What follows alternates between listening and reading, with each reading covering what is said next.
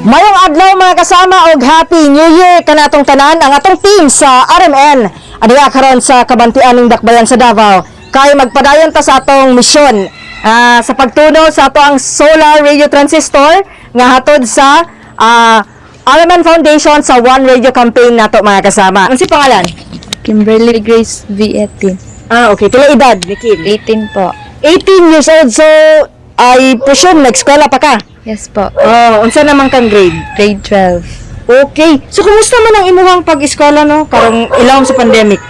Okay lang. Makaya lang. Masabtan na po ng mga lesson. Masabtan lang. Sa makaya. Okay, sige. Karon Kim, kay napili ka sa RMN Foundation sa atong One Radio campaign nga mahimong beneficiary. Dawata ang atong solar radio transistor. Unsa kang gamit na karon sa imuha, sa imong pamilya pod ang atong radyo? Gamit ni sa pagmamina og balita po.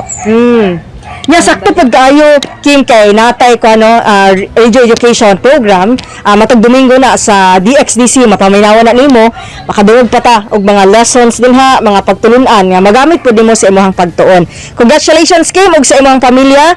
Kauban si Radyoman Joel Veray kini si Radyoman Amy Ginita, Tatak RMN.